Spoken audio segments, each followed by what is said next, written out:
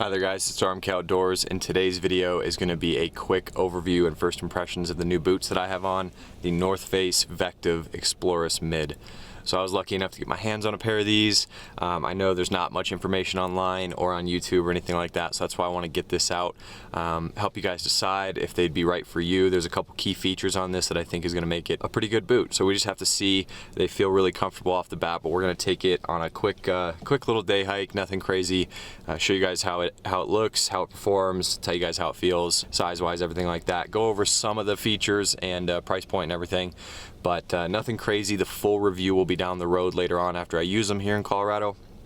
This summer I've got a lot planned, but if you guys like this kind of content, this is what we do here at RMK Outdoors. We do gear reviews, backpacking, hiking, camping, pretty much anything in Colorado that we can do, we do it. So if you guys like that, hit like or subscribe to join the RMK family.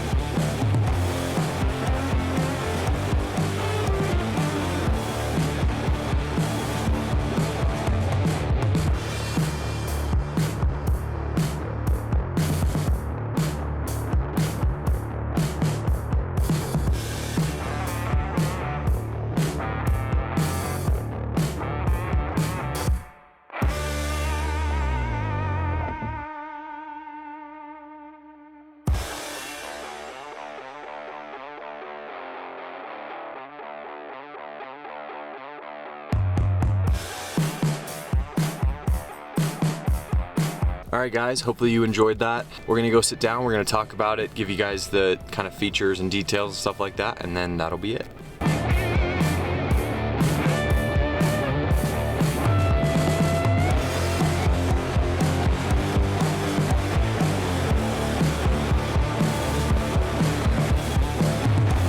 Alright guys, I hope you enjoyed that. Some footage of this guy in action. Again, the North Face Vectiv Exploris Mid.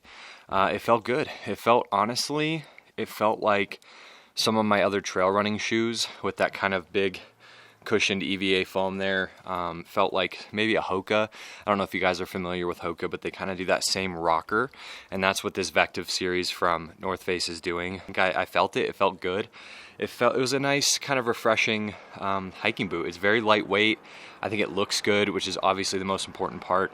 Yeah, I didn't take it very far. It was about a 1.5 mile hike just to get it out, see how it fit. It fit well. I normally wear a 10. I got a 10 in this. It works.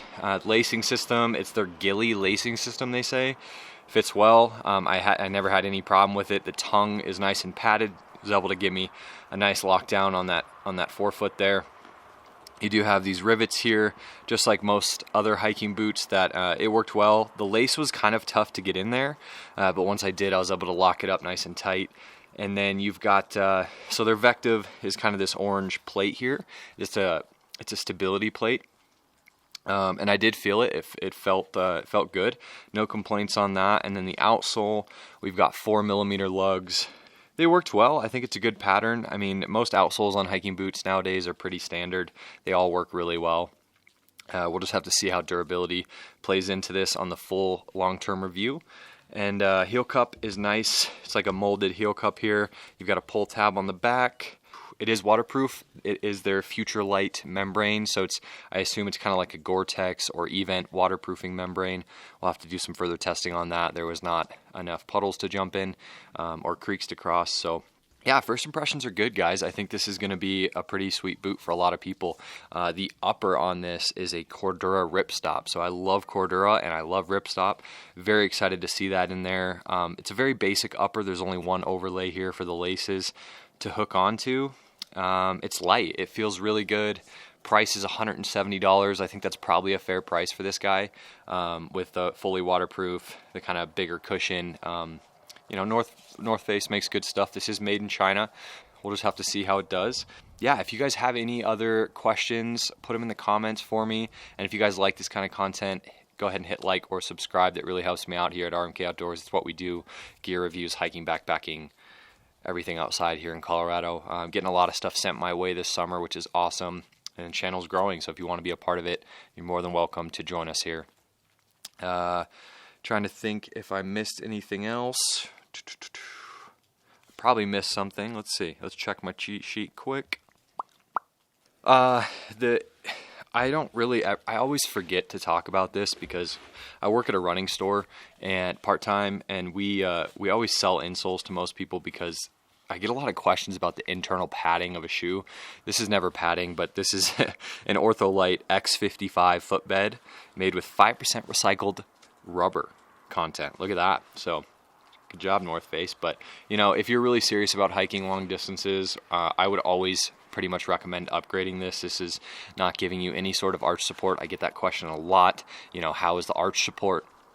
There's no arch support in here because this is what it comes with. It's just like a picture frame, right? If you buy a picture frame online, you take that old generic family out and you put your own insole in there because everyone's arch is different. So, sorry to go on a little rant there, but yeah, okay. So you've also got a toe cap, little protective toe cap on the front, and you have 4 different colors. So this is obviously the white color. I think they have a black, a kind of cool like OD green, and then a light, really light green as well. So a couple different options. Comes in men's and women's. And yeah, first impressions are good. We're gonna have to just see how durability is. I'm gonna take it on probably one backpacking trip this summer to really test it, because that's the best way. You know, a mile or 2 hike, most footwear is gonna feel pretty good. But you know, the good news is there was no hot spots. It felt pretty responsive for a hiking boot. So I'm just gonna keep blabbering on. So I'm gonna end it here. I really appreciate all the support so far. And stay tuned for the long-term review, and I'll see you on the next one. Thanks, guys.